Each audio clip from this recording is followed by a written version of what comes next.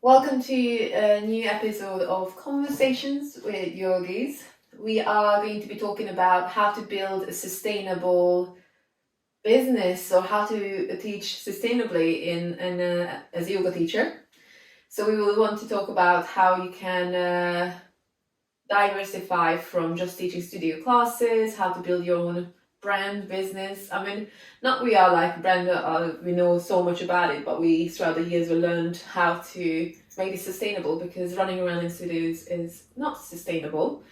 So we will be talking about how to organize retreats, what's going on behind the scenes. We're going to talk about how to approach maybe studios and how to advertise yourself, how to have your own voice on social media, organizing websites, and just trying to give you little tips when you're starting out as a new teacher, because it can be quite overwhelming and it's already enough that you have to learn how to teach the classes and learn so much from your students, but also you have to make your money and pay your bills. So we're trying to help with it a little, I guess. Yeah. So I think for me, it took me a few years to learn that having 15 classes in studios is actually unsustainable, that I was burning out, I was running around. And to tell the truth, we're never going to be paid enough by studios. I mean, there are some studios that pay you per head, or they actually have a good base rate, or they give you like doubles or triples. So they are better deals, but most of the time you don't really get paid well. I think we were talking about that. We get paid the same base rate as people got paid 20, 25 years ago, and everything is so much more expensive, so how can we do that? And in a way, I wish there would be a yoga union who would be uniting us to help to raise that actually we can't get paid £20 for a class, we can't get paid £30 for a class, or if they would look at experience or there would be some change needed, because otherwise teaching in studios is unstable. You're never going to keep your classes forever. You never know if the studio is going to stay afloat, and therefore it's important that you find your own way how to earn money on the side, really, because otherwise you can't pay your rent and you can't pay your food or your transportation. I think you were saying that there was a point when you had like £1 something on your account because it was end of the month and you spent it all and you were not getting paid for a long time after. Yeah, so you want to make sure that happened to me. I guess I remember that story. I was like, when I moved to London and I was like trying to get enough money to live here because it's so expensive. Like even when you house share, and groceries have gone up so much in the last year, but before they were a little bit cheaper. But there was a point when I was quite broke and I didn't have enough money on my debit card to pay for the tube. oh God. And I told you, I wrote it in my newsletter where I got an email from Amex. I signed up for an Amex credit card and I was waiting for it to come in the mail so I could have money to get through the week to just take the tube and buy food, like literally nothing extravagant, to get to work. And I was buying, remember those Linda McCartney's vegan sausage rolls? I was buying those because they were £1, and that's what I ate for the day. Yeah, God. Like there was no way that I would be willing to admit that, like at the time that it was happening, because I was so embarrassed. But like, I'm fine now, everybody. I've worked my ass off to be able to do what I do, but that's what I had to do to get here, and I'm not going to recommend that anyone do that, because what my biggest things that I would recommend for new yoga teachers is like invest in yourself with mentorship and business classes, because otherwise you're just winging it and probably going to waste a lot of your time when you could just, jump 5 steps ahead if you had the right guidance. Because I didn't have the right guidance. I chose not to do that. Yeah. I didn't really actually know that was an option.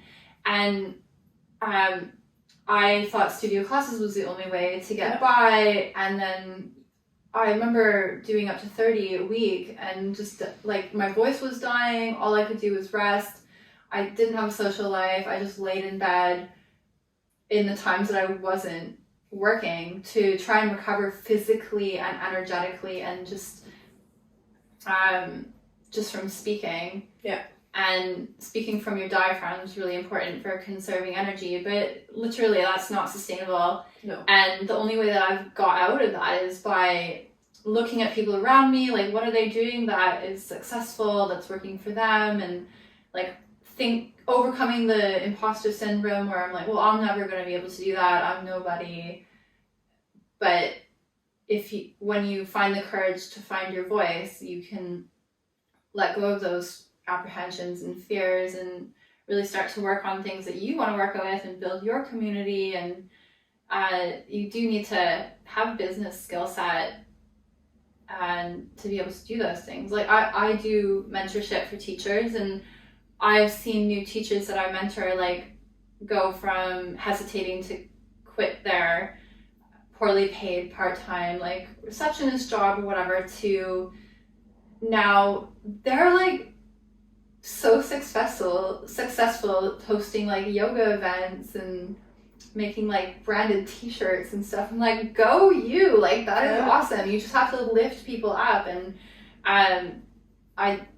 it's really, really rewarding to see like people put those kind of business skills into action. Yeah, because that's things like why would you have those? I mean, I never looked at being a yoga teacher is like, this is my business and this is my small business. I always thought that I'm employed by studios, not really because I'm not a payee, but I am teaching classes for studios and this is all enough. And I realized it is not enough because I don't earn enough. I can't save for the future. I can't plan for the future. And also it's not sustainable. So I think just realizing that is like, okay, this is actually a business and you have to treat it that way as well. And how would you know how to do your website? I think before COVID, my website was just nice pictures of me and just some random information, but there was nothing really on it. So I think learning that actually you can give valuable information. Even just doing this podcast, you can give valuable information either to teachers or people. And sometimes we just chit chat, but you know, it's you can give so much valuable information on your website and just learning about that. And I think just learning on how to put yourself out there and being confident to put yourself out there. I think the most important thing is just learning what you like to do, what you enjoy, and what people need. Because I used to teach or cover all kinds of classes, and then over years I realized I actually don't really enjoy teaching beginners or foundation classes every week because it's just not something that comes very naturally for me, or I don't really love. Or I don't really like to teach slow flows every week because after a while I'm like, I don't know what else I can make it more easy or slow. I like dynamic classes. I like to challenge people. I like to encourage people to try things. And then that was a big thing for me, that I'm not burning on my energy on things that I actually don't really enjoy. I teach things that I enjoy and it uplifts me and doesn't make me anxious, like, oh my God, what else to do? So I think that's already a big learning curve of know what you like to do and don't force yourself to do things that you don't enjoy or drain you.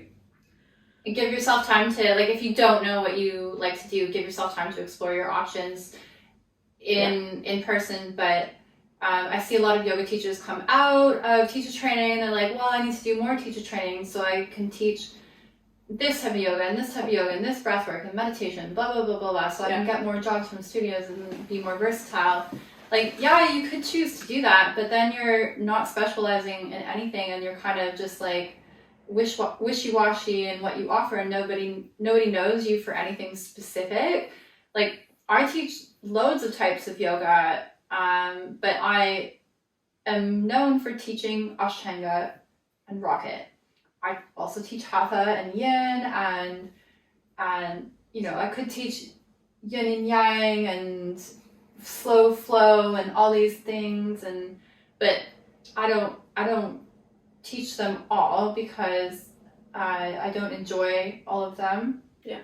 And I want to be good at something as a teacher and offer something where people are like, okay, Ashley does that, and make that clear on my website. So you want to pick, doesn't have to be one thing. Like, you can be known for a few things, but be known for something, and like hone in on what you enjoy, what you're educated in, what you're good at, and if you don't have the education, seek it out and then go down a path. But then you do have to treat this as like you are a business, even though you don't want to sometimes, and it feels like anti-yogi to be a business. Nobody's gonna walk up to you on the street and be like, oh, can you teach me yoga?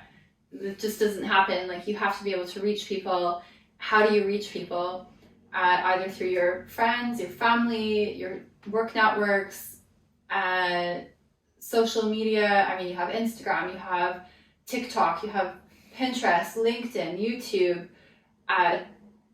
Twitter, which is now X, and now they changed Twitter to X. Threads is like, there's so many mediums of being able to share, and then plus search engines. You need to have a website, so you have a home on the internet, because your social media platforms are just borrowed internet space, and you don't own any of that you put out there. And like, it could honestly, it probably won't, but just like disappear one day. Whereas like your website, you build up over time into what you want to have on there. And my advice for your website is to make it interesting, to make it look cohesive. So you pick a few colors that you like as a brand, and maybe make a logo. And you don't have to invest like thousands of dollars or pounds into website design and graphic design. Like, you can use programs like Canva to make your own logo and pick some brand colors and have a brand set, and then put that on your website and give a fun intro, like who are you? What's my history? People want to know that stuff. Yeah. What do I like to teach? Why am I a teacher? Here's where you can find me, and then just get that foundational bit set.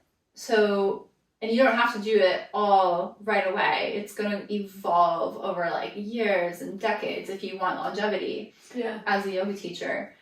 You just keep contributing to these places that you create. Yeah. Also, sometimes you do your website, and then later on you realize you need more information, or how to make it more navigate it easier. Because sometimes, you know, if an information get lost, there's so much text. You need the basic more information. Like, where do you find me? Where do I teach? What do I teach? To get out in the front, and then hopefully that's a good start already. But for example, like organizing events as well, you have to seek out where do you want to do it, what you want to do it about, when do you want to do it. So just like so many questions come in that, and then for that you would need to know your students and your target of who would want to come and join you on that retreat or that workshop or any like extra class. So I think it's just also researching of knowing what you like to do, and then knowing also the people around you or the people you want to attract. Yeah, who you serve in your community, and what they want to learn too. So you can do surveys, like Instagram stories is a good place to do surveys to learn more about your students and your community. You can literally just send out a survey to email that you've asked people if they want to do, like through Google Forms or Google Surveys. Yeah. There's so many ways to like collect information. If you don't know, like, you can get stuck at the beginning, like, well, I don't know who I serve. I don't know what I want to teach. Like, spend some time on that, like play around with it. And nothing's set in stone. You don't have to get it right from the get-go. Everything evolves. Like, even your branding, your color, your logo, like that can evolve over time. If you don't like it, it's going to get modernized in like maybe next year or the year after. Yeah. So I always change my website and like fiddle around with it a little bit, and spending some money on a professional photographs I think is really important, because it does make you look professional to anyone who would find you from outside of your own friends circle. And I totally understand that it can feel a bit, I always viewed it as like, oh, look at them, they got professional pictures, like that's so pretentious and like egotistical. But when you reframe it and you look at like yoga teachers who have professional pictures on their website versus those that have a website that looks like it's from 20 years ago and like pictures that they took with their phone. Yeah. Like, if I am just a person that doesn't know either of you, I'm going to go with the person who looks professional. Like, Yeah. and it does just come down to that in this day and age. It's 2023. You know, that people are driven by who looks honest, who they connect to, what kind of vibe you're giving off. So impressions you get, yeah, and if it looks sloppy and like you didn't you know, put time and invest into what you're putting out there, then nobody is gonna really connect to that, because they're like, well, if it looks like that, then like what can I expect? Yeah. And I'm just like, maybe that's a dose of hard medicine, but it is real. It is being realistic. It's a sad truth, but because we judge by the cover, so yeah, that you can be the best teacher, and then you have this again like old WordPress, not very nice looking website, and I used to have some teachers that I really liked, and I looked at the website and the colors and everything was so like, if I wouldn't know you as a teacher, I'm not sure I would want to book you through this website. So, you know, and I know that I would be judged by that as well. Yeah. But yeah, sometimes you have to invest. Definitely, you have to invest time in it, and then if you can, invest some money after a while, because it will come back in a way. Yeah. Every time I've invested in business courses or mentorship, it has paid off for me, like within the year for sure, if not less than that. Like, it is good to have guidance, like direct guidance. Be like, you know, go to someone who knows their stuff, who can tell you what to do, talk with you through your problems. You know, find a community online. There's just so many options for support. You're not alone in like finding all of this stuff out. There's no secret formula. It's quite straightforward. It's not, sorry, maybe I shouldn't say that. It's not quite straightforward, but like there are pieces of the puzzle that you need to put in place to look professional, to run a business, and to have sustainability in the long term. And you can, within that framework, be really creative in what you put out there. And it is really important to find your authentic voice, because you don't want to be copying anybody who has a recipe for success and just being like, trying to use their formula, because it won't work for you. It works for them because it's authentic. Yeah, like use other people for inspiration for sure. Like, look what's out there, look who's doing good, but make it your own, because we've definitely been both copied. I've found like my blog posts on the internet copied from, like, literally copied. They did put my name down, but without my permission, and I thought that was really weird. And I'm like, when you act like you asked me, but you actually didn't. Well, it's because websites, to get more traffic through search engines, they need to link to other websites and have blog posts to get indexed by SEO, search engine optimization.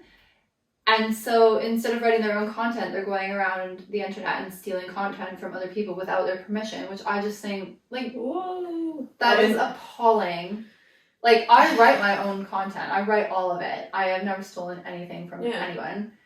And it makes me really mad when people just take things that I've worked hard on and, like, try to pass it as their own, which is, it's not cool. Especially when you take so much time to write, like writing a proper blog post about something knowledgeable or some specific topic. It takes time, and that's why sometimes I don't write them, because I don't have the time. Yeah. And it's, you remember we had that before as well with retreats. I mean, for us, we've been trying to create retreats that are special. So it takes us months to find the venues, and after a while, we're like, oh, let's try to keep our venues like, kind of like not shout about where they are. We're not gonna be like it's not gonna be unfindable, but in a way, it took us so long to find some special venues, and it takes so long to communicate with them and see if it's works for yoga, not work for yoga. Do they have twin bedrooms, because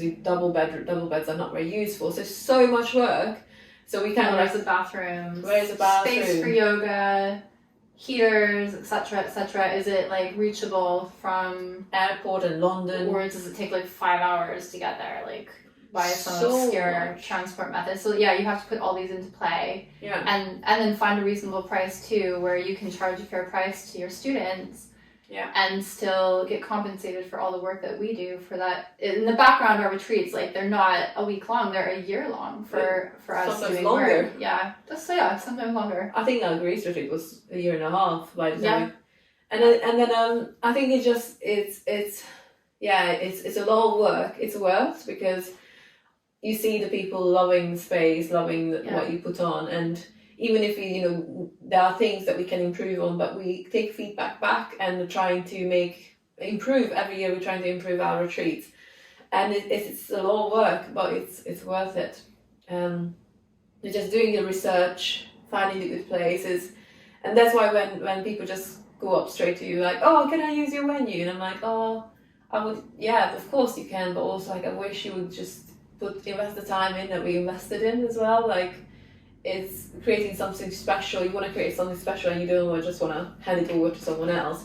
And then we had someone copying our website, the things that we put together, like took us years to put out, like frequently asked questions and little bits and bobs that were very personal to us. And then we found it on a different website. They were nice about it, they took it off, but still it's just like, what if we didn't find it? It was just like someone copy paste our work and we should be okay with it.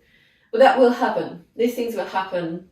Yeah, and we can't use that as a barrier because we love what we do. Like organizing and teaching retreats is super rewarding. The connections you make with people are really deep, and like the conversations and that you have are super profound, and you can get people so deep in their practice by just immersing them in yoga and meditation and breathing for the week. And so they are really, really special to us, but the work behind the scenes is a lot. And what was some of the venues that we found that were like, they were priced? There is a lot of yoga venues out there, but like the prices are insane. Like there was one that was it 5,000 euros a night? Yeah, when it was 5,500 euros a night. No food. And there's no food in there, no hour, nothing else. It's like, I can't charge like £400 per person just for the venue, and then I have to think about per night. Per night, yeah.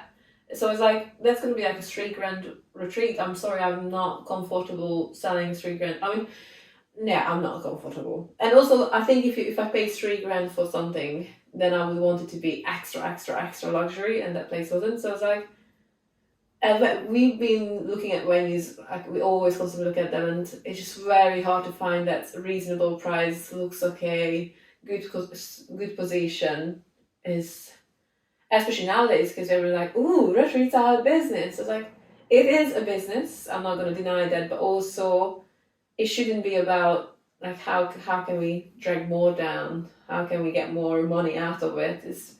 Yeah. Like, the feeling I get about that is like almost like landlords upping your rent just because they can. Yeah. Or organizing a wedding, and because it's a wedding, I'm going to charge you more for the same cake because it's a wedding. I see, like one of my friends actually had the M&S caterpillar cake. Yeah. She's like, I'm not going to get a wedding cake, I'm going to get the caterpillar, like Tommy the Caterpillar, whatever it's called, on my wedding cake, because otherwise they charge me like thousands of pounds for a cake. Thousands of pounds? I mean, I don't know how much is a wedding cake, I never organised I don't know how much a wedding cake is. Well, it depends on how big of a wedding but you probably did like hundreds of pounds, not thousands of pounds, let's say that. But even the manor houses in UK, they charge more for weddings versus yoga retreats for the exact same rental. It's just like on high season or low season. Yeah. The thing is, like, if you put a name on it, like that's why if you put this yoga retreat, people now upping their prices as well.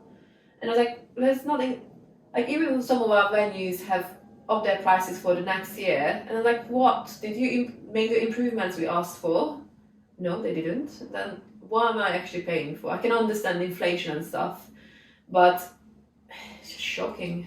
Yeah, but it's just the venue.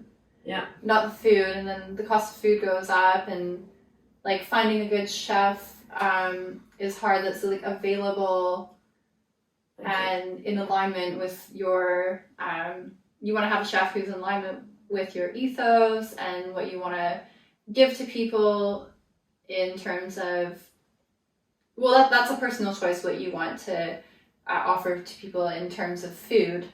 I mean, we like to have more of a nourishing retreat where we're offering healthy food, but also not forcing being vegan down people's throats.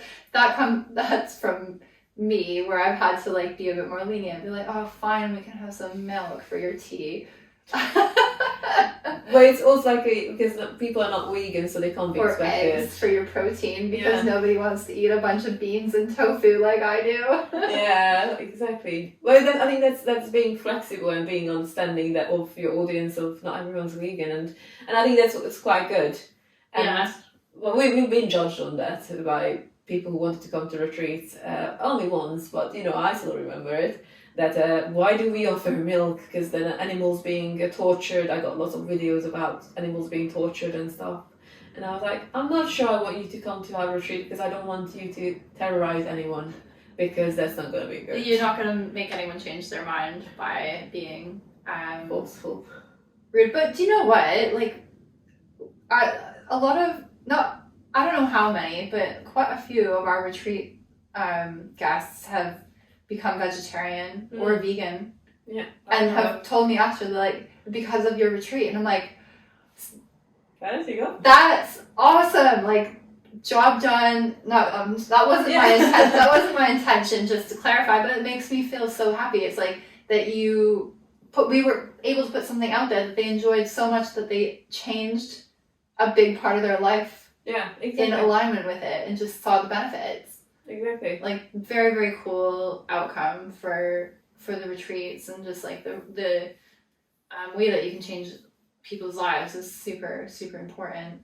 Yeah. So you need to, all the prep work, it doesn't just magically happen. Like, the venue's important, the food's important, what we offer in terms of scheduling is important, where there's a big focus on yoga. Like, it's a yoga retreat, and we don't overwhelm them with too many activities, because we've definitely done too much yoga. It's not a teacher training. We've definitely done too many activities and exhausted people when our intention was to like make them more relaxed to head back to their busy life. So it's about refining.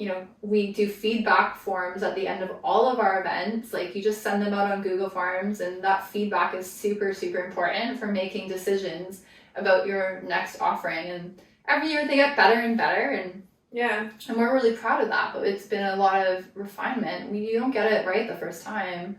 Like, we got it very wrong. Like, our first retreat, like, God, I loved our first retreat. It was very good. I really enjoyed being there, but I was so active and so present throughout the whole retreat, and it gave so much energy out. I got home on Sunday evening and cried for an hour because I was so tired. I was like, I have nothing left in me. And we made like 75 pounds. 75 pounds each. Probably. For the 4 days of co-works and then all the preparations before. And we lost more than that by cancelling classes and getting them covered. So, like, for example, that was a big learning experience. Like, you cannot be doing something like that for 75 pounds. Like, that is we learned a lot from that. I'm going to say, I have no regrets. No regrets. Like, it was a fun weekend, but just, it did prompt us to be a bit more wise about, we have to make spreadsheets with budgets and plan, what if we don't sell out the retreat? Are we going to have enough money to pay for the venue, to pay for the food, to pay for our transportation there, and all of the things that we said that we were doing, and still pay ourselves? Like, we have had to cancel or reschedule retreats because realistically we weren't going to have enough money to do all of that. And if you're away for 4 days or a week and you're canceling a bunch of your own classes, like, look how much you would get paid for that. And then you need to make sure that you're getting paid more than that for your retreat, plus the year of work that you've been doing in preparation to do that. So when you're doing your budgeting, it's venue, food, transportation costs, if you have a rental car, fuel costs, marketing costs, if you have fees that pay to your website from taking payments, take that into account. What else? Food chef, extra trips. If you bring in any extra trips, they need to be clarified on the cost per person. Yes. And if you're offering like transport from the airport or a train station, that gets a little bit complicated. So we don't tend to do that because everyone's arriving at different times and just gets way too complicated. So it depends on the retreat, the venue, and like the flights and options for transit. And then also within that budget, putting your take-home pay. Don't forget about yourself. Yes. Because yes, you are doing something where you're giving, but it's also your job. Don't forget that. The thing is, like, I think Darwin was very nice when she was saying that I know we love doing this and we want to help people, but also this is our job, so we need to be like compensated for it. And I agree, because I think that's why after the first retreat it was so hard, because seeing that I made £75 over 4 days, I was like, I worked so much, literally from opening my eyes till going into bed so late. Yeah, we got up at 6 and went to bed at 11. Yeah, very late. Switched on the whole time. Like we were cleaning dishes and helping cooking too, and teaching our classes and cleaning the house. It was just too much. So you need like a little bit of help too. Yeah. Also, like for us, it's very important to be present on the retreat. Yeah. We want to be talking to people. We want to make sure we look after everyone, and you want to make it a whole cohesive, holistic experience. You're just not like, oh, I'll teach you yoga and then see you later tonight. Bye. I mean, that's not how we do our retreats. We are present. We want to be talking to people. We want to get to know people. I mean, that's what the whole retreat is about. Otherwise, what we're doing there. So, well, I've heard from other people that like other teachers do that, and like we're way more present on ours, which I took that as a big compliment, because I'm like, really, they just teach yoga and disappear. Like I love people that that you get like coming on your retreats. You kind of know them in class, so that you really can have deep conversations and open up and get to know them, and they become your friends. Like, why would you not want to become like friendly or friends with your student? Because they're coming to your class, like you have this huge thing in common. Like there's still this dynamic of being teacher and student that you want to maintain boundaries, but also it's such a special connection, because I do and that's my favorite part, is getting to know the people. So usually you teach morning, I teach evening, and we always just say that also the classes are so different. In the beginning of the retreat and the end of the retreat, like first class everyone's a little bit like, oh, who are these people? And it's like weird, and then weird environment. And by the end, everyone's like very open and flowing and laughing, and it's just like so nice to be in that space of like talking during class and everything. Like look at her, and like cheering everybody on for like whoever got into crow pose, for example, for the first time ever. Yeah, like exciting, boundaries broken. Yeah. No, it's just retreats are such special spaces. I don't think there's anything like that, because you can do workshops, but it's 2 hours. It's gone so quickly. Yeah. And sometimes you just do so much information about a topic that you actually don't really get to know the people. Yeah. But retreats are just magic. I mean, day retreats as well. It's already giving you a little snippet of what can you expect of immersing yourself in that space, and just talking to people. I realize we're so similar, and you learn so much from each other. It's great. Yeah, day retreats too.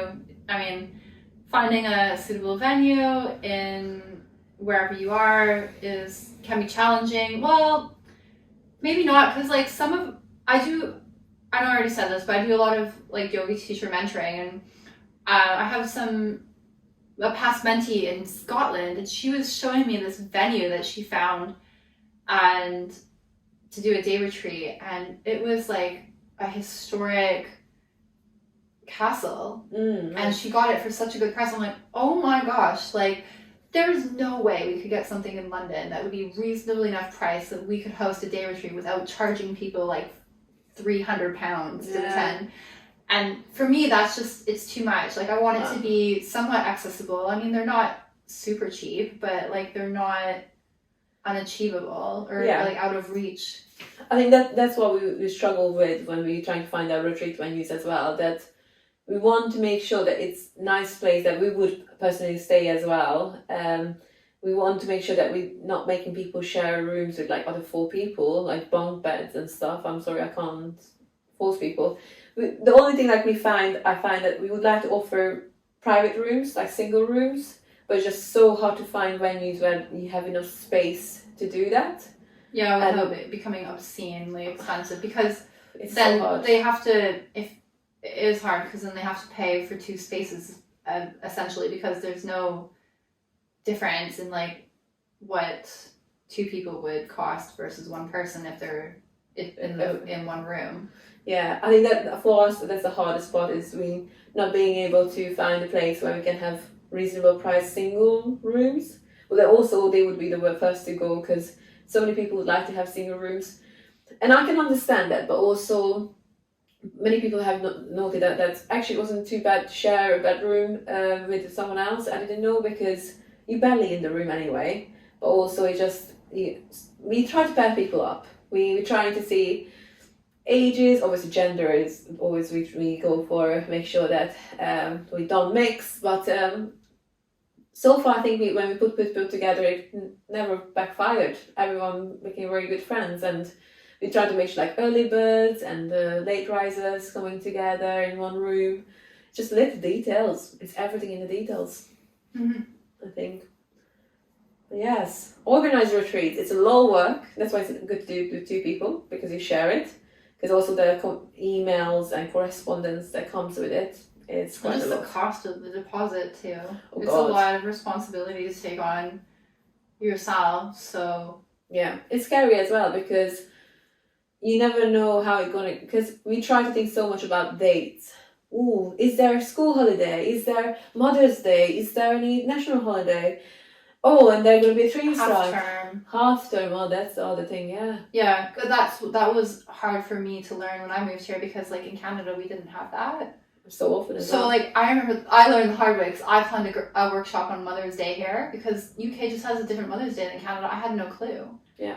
And nobody came. Oh shit. Well, a couple people came, and then people are like, "Oh, I wanted to come, but it was Mother's Day." I'm like, I didn't know it was Mother's Day. Like, so like when it comes to planning your year ahead, like I have a calendar, a big rip-off calendar. Yeah. That's like the month with squares in it, and you fill out like July, like 1st, 2nd, 3rd, 4th, etc.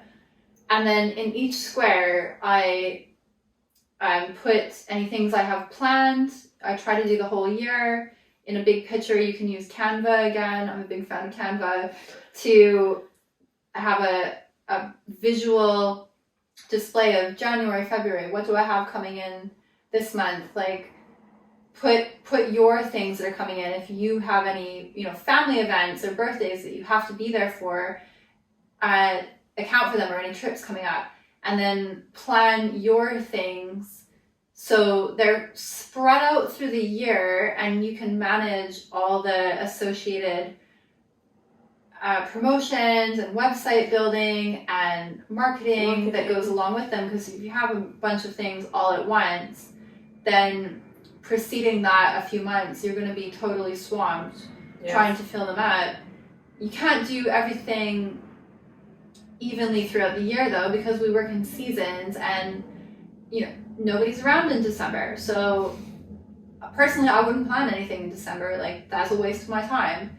Or July and August, but things are changing. I don't really know what's going on. Like, May was dead this year, and June were quieter, and then July and August were busy. So you kind of got to look at these trends of when people are around, and then if you work with people who have families, you have to take in the half term definitely in account. Look at the calendar. When do the kids have half term? So that's in the end as well. You can plan all the things of holidays and still want to work for everyone. Yeah. So never take it personally and just move on. And if you have to cancel an event, just cancel it. It's fine. It happens to all of us, and just learn from it and just trying to do better next time, I think. don't take it personally. No, not at all. Yeah. Just look at it like from a detective point of view. Like, what didn't work? What did I do that didn't work there? Like, was it the date? Yeah. What else were we going to talk about? The website building. We both use Squarespace, but it is actually amazing how many website providers there are right now. And this all like was a boom from the work from home era, the pandemic. Like the software that you can use online is crazy. I love Squarespace because they keep updating it with like what you can offer. Like you can even offer courses on there now, which I definitely want to explore soon.